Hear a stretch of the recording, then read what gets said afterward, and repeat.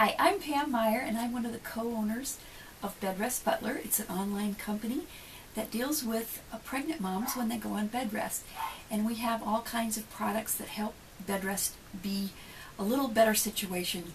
And that's what we're hoping to do is help the moms that are out there suffering when they're on bed rest. Believe it or not, it's very common to go on bed rest. The statistics are telling us that 1 in 5 pregnant moms actually go on bed rest during their stay on pregnancy. And sometimes it's very short term, and other times it's long term.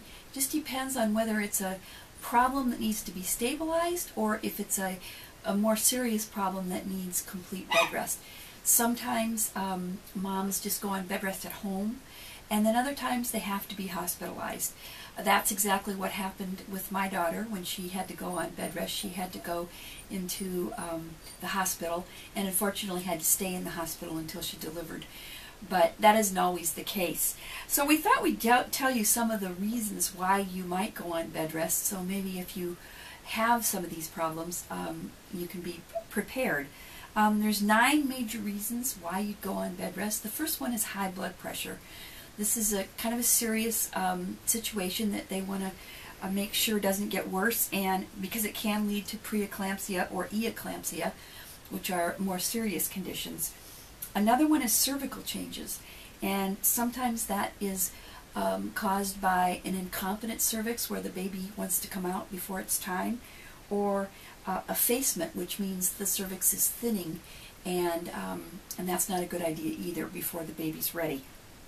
Another one is vaginal bleeding, and sometimes that can be a short stay just to calm things down, or sometimes it's a bigger problem. Premature bleeding, that again can be a short stay, or it may have to be controlled with drugs. That was a problem my daughter had. And multiples is a very common thing.